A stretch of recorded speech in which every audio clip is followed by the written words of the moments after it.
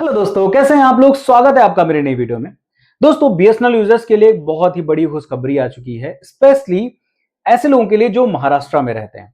देखिए, आपको पता है कि बीएसएनएल अपने 4G और 5G नेटवर्क को डेवलप कर रहा है बहुत ही तेजी से, जिसमें 1 लाख टावर्स लग चुके हैं पैन इंडिया। लेकिन 1 लाख टावर्स लगने के बाद में भी पैन इंडिया बहुत अच्छे तरीके से नेटवर्क नहीं मिल पा रहा है। सिर्फ मेन सिटीज में ही आपको 4G नेटवर्क मिल रहा है। अब बीएसएनएल ने रूरल एरियाज में भी बीएसएनएल के 4G नेटवर्क को डेवलप करने की प्लानिंग कर ली और उसके लिए 3 से 4 लाख नए टावर्स लगेंगे। ये अनाउंसमेंट हो चुका है बीएसएनएल की तरफ से। अब महाराष्ट्र गवर्नमेंट की तरफ से बीएसएनएल को कुछ टावर्स के लिए जमीन जो है वो अलॉट कर दी गई है फ्री में, जिसमें बीएसएनएल अपने टावर्स को लगा सकता है।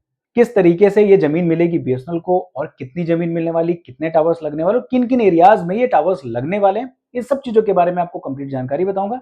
अगर आप बीएसएनएल के यूजर और महाराष्ट्र के रूरल एरियाज में रहते हो तो आपके लिए बहुत इंपॉर्टेंट वीडियो हो सकती है। नमस्कार दोस्तों, मेरा नाम है अनूप, आप देख रहे हैं टेक एंड ट्रेंड्स।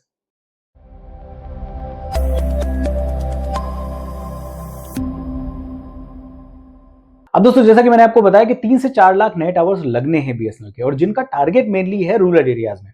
अब अगर स्पेशली मुंबई या महाराष्ट्र की बात करें तो यहां पर आपको बहुत ही कम बीएसएनएल का नेटवर्क देखने को मिलता है। सन 2022 से जो महाराष्ट्र गवर्नमेंट है और बीएसएनएल है, उनके बीच में कुछ बातचीत चल रही थी, जिसमें कुछ जमीनों को अलॉटमेंट करने के लिए गवर्नमेंट ने बात करी थी कि लगभग 3000 टावर्स जो हैं बीएसएनएल के, उनके लिए जमीन अलॉट करी जाएगी, बीएसएनएल को दिया जाएगा और उस पर बीएसएनएल जो है अपने टावर्स बनाएगा। लेकिन वो 2022 से अभी तक बात खिंचती चली आई और 2025 यानी लगभग 3 साल के बाद में अब महाराष्ट्र गवर्नमेंट की तरफ से 930 बीएसएनएल के नए टावर्स लगाने के लिए जमीन को अलॉट कर दिया गया है और पर टावर जो जमीन दी जा रही है वो 200 स्क्वायर मीटर की दी जा रही है, जिसपे आसानी से बीएसएनएल के टावर लग जाएंगे और उस पर 4G नेटवर्क आपको मिलेगा। साथ में बाद में 2 से 3 महीनों के बाद उसमें 5G नेटवर्क को भी डेवलप कर दिया जाएगा। अब चलिए फटाफट से आपको ये बता देता हूं कि किन किन एरियाज में आपको ये टावर्स देखने को मिलेंगे, मतलब किन किन एरियाज में आपको बीएसएनएल का 4G नेटवर्क इन टावर्स के थ्रू देखने को मिल जाएगा।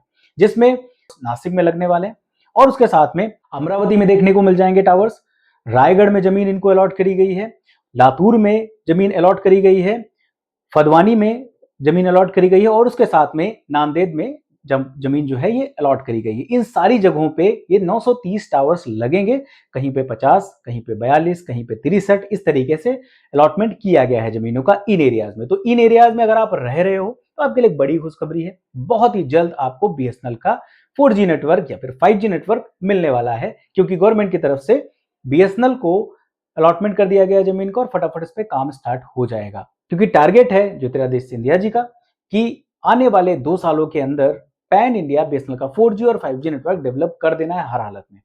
अब देखते हैं कितनी स्पीड में इसमें काम होता है, किस तरीके से डेवलपमेंट होता है इसका, लेकिन बहुत ही जल्द इस पे डेवलपमेंट होने वाला है। क्योंकि एक सबसे बड़ी जो चीज होती है पूंजी, उसको लेकर के टेंशन नहीं लेनी बीएसएनएल को कि इन 930 टावर्स के लिए उनको पूंजी जमा करनी पड़े, पैसे लेने पड़े, अलॉटमेंट के लिए पैसा खरीदना पड़े या फिर लीज पे लेना पड़े, ये सारी चीजें नहीं होनी। गवर्नमेंट की तरफ से इनको जमीन मिल चुकी है।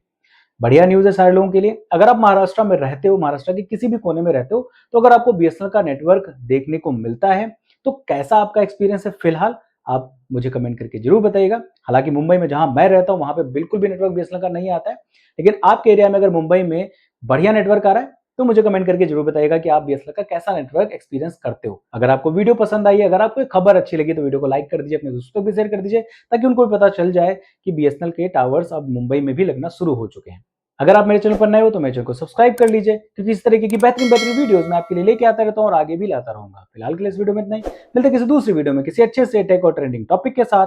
तब तक के लिए नमस्कार।